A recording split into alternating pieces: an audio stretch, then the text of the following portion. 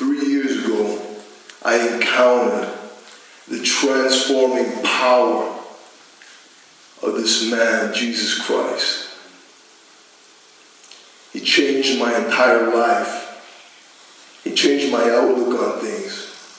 He changed the way I would speak, the way I lived, the way I viewed life in itself.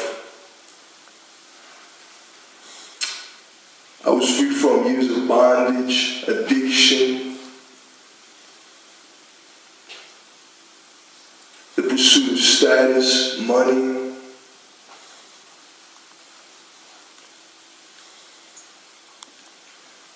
I was born in South America, Guyana, to a single mother. I never met my father. When I was born, I contracted a disease. It's called jaundice. It disrupts the oxygen to your blood. So what the doctors did was they put me under this bright light, right? And this light, what it's supposed to do is it's supposed to burn out all the disease, whatever this was in my bloodstream. Long story short, they left me under that light, and nearly all the liquids in my body was completely drained. My mother said as she put her hand on my head, she could feel the bone.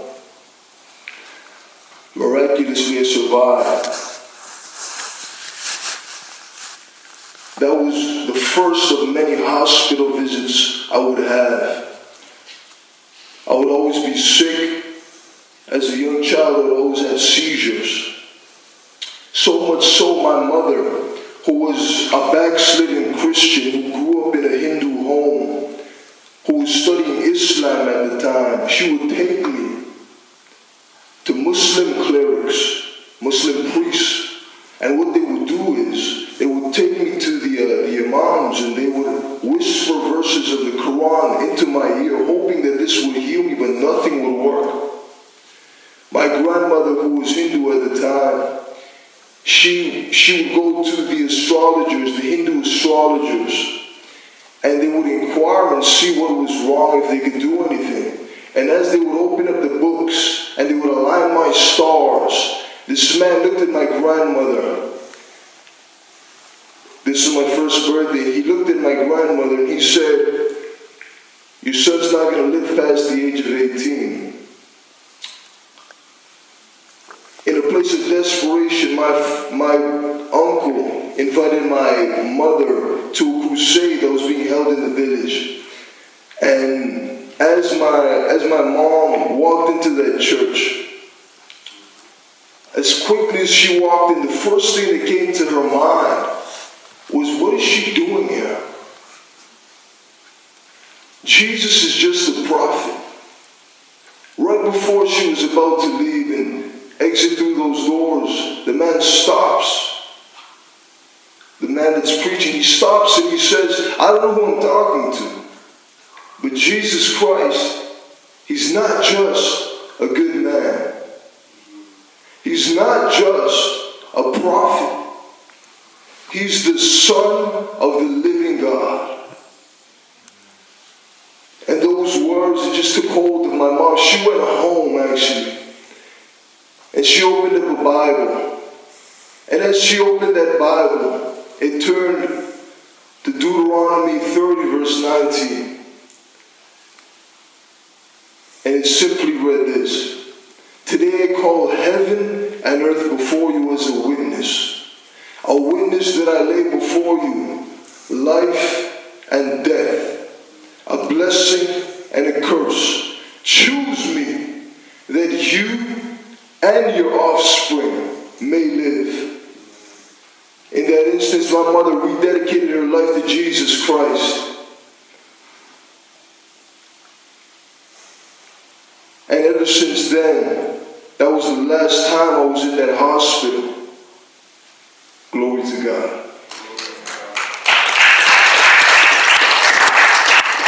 We moved to Canada when I was 3 years old. We moved to what the media describes as one of the crime capitals of Canada, Toronto specifically. You guys know it as Jane and Finch.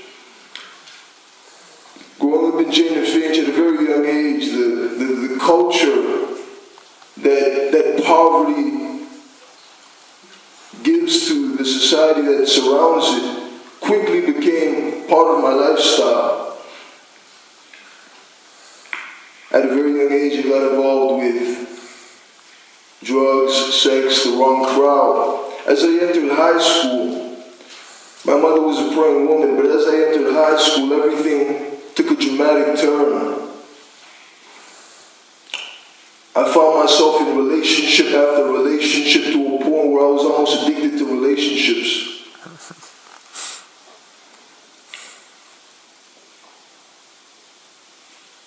When I was about 15 years old, I got my first job. I was working at a branch of restaurants, and just as fast as I got that job, before I was 17, I got promoted to assistant manager, then manager. I was the youngest manager of the entire company at the time. Everything seemed to be coming so quickly. Everything seemed to be going so well. I felt like I was ahead of my class, even though I was barely there. I started partying, drinking. I started experiencing women. And I started selling drugs on top of it because we were doing it so much.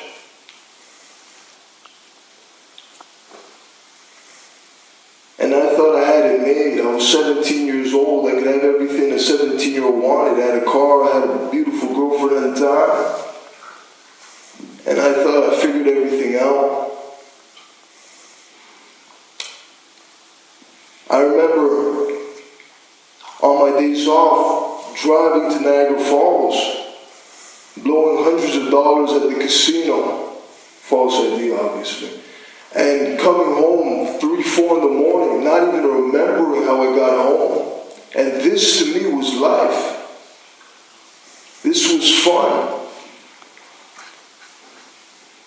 I graduated high school and I started college, studying engineering. Before I finished my first year, and before I turned 18, the girlfriend that I was with on and off for about 4 years, we found out she was pregnant one day. And we were so discommunicated by everything that was going on within myself. What I was doing was hiding so many things from her that before I knew it, I quickly found myself in an abortion clinic. Funny thing is, I didn't even know it was an abortion clinic. Little did I know as I was sitting in that waiting room and she was seeing the doctor in the other room, life was literally being ripped out of her. And as she came out of that room, tears in her eyes, I was so caught up with myself, so focused on everything that was going on in my own life. I tried to make a joke, try to just break the ice in a sense. Anything that was left within that relationship, in that instance, was completely torn, ripped apart, and broken. I tried to fix it, but it just didn't work out. On my 18th birthday, me and a couple of friends, we decided to go off to a club. And when we got to the club, as soon as I got there, I got into a fight, a confrontation with 2 guys. 5 minutes later, we're back in the club, partying, acting like nothing happened. I guess the security guards picked me out, and I got into a fight with them. I got thrown out of that club, and I told my buddies, let's get out of here. So we all left. I was in the passenger seat. My friend was driving. We were on our way back to the hotel room to spend the rest of that night. And as we were on our way there, we were driving there, and a car starts following us. So we got into a small race, and we went to go make a right turn. He follows us. He slams right into a pole. Within the next 5 minutes, the police show up on the scene, so we rushed out of there. So I'm back in the hotel room now. We're drinking, smoking, friends are on E, and it's about 5 a.m. And the Spirit of God enters into that room. I didn't know it was the Spirit of God at that time. And for an instance, in a moment of time, I kid you not, I saw everything, life in itself for what it was, what my life was in that moment of time. And I started looking at my friends' faces, and I saw emptiness. And I saw my life was playing back in my head, and I said, this is empty. There must be more to life. And as I had these thoughts, this voice in my spirit started whispering, it started saying things, and it said, Adam, what are you doing? This is not life. There has to be more. You're not where you're supposed to be. I thought I was on a drug overdose, I kid you not. So I left there, 10 a.m., went back home. Within the next week, I was thrown into complete emptiness. This emptiness I cannot even describe to you, where I saw life was just empty. I wasn't suicidal, but I said, this cannot be life. And I had a Bible that my mother had bought me when I was 13 years old, that I had never opened up. I thought it was the worst Bible. I thought it was the worst present anybody could ever give a 13-year-old child. And I opened up that Bible 5 years later. And I started reading that Bible. And I said, I'm going to read this thing from beginning to end. And I'm going to see what happens. And I started reading Genesis. And as I got to Genesis chapter 12, and I was reading chapter after chapter, I can't explain to you this thing, it came alive. And for one moment in time, I found a basis of truth. I found life within a book, within words. And within the next month,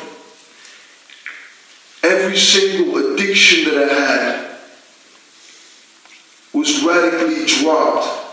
Every single friend that I had that was a bad influence over my life was radically dropped. It was Christmas time, leading up to the New Year's. They have all these parties going on. And a friend of mine, he calls me up and he says, Adam, let's go to a club, man. What's going on? What are you doing tonight? And I said, sorry, you're not talking to the same Adam. And I just went back to reading the Bible that night. And I found myself weeping in that Bible. And I started talking to God. Talking to this God that I was reading about. And I said, God, if I gave you my life, if I turned to you and left everything behind, why do I feel so alone? Why do I feel by myself still? Send somebody, come on. Because I had lost every single friend that I had at that time. And as I was weeping in the Bible, I looked on the page that the tears from my eyes had just crumpled up that page. And as I looked, it was a psalm, and the psalm simply read, those who put their trust in me shall never be made a fool. So it comforted me. A couple months went by, and a friend of mine, who was more than just a friend, but he was literally a reflection of who I was. He was the brother I never had. He calls me and he says, Adam, I got to talk to you about something. So I drive down to school, and he's sitting with me in the passenger seat, and I just start looking at him. And I see the bangs in his eyes, I can't forget this, and I see the weight he had lost, the loss of ambition in his face from all the drugs he was still doing and still on.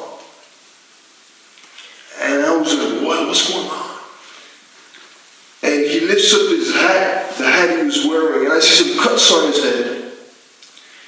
And I just snap back to reality. And I said, what happened? He goes, well, that's what I wanted to talk to you about. I went to go make a deal the other day, and I got jumped by 4 guys.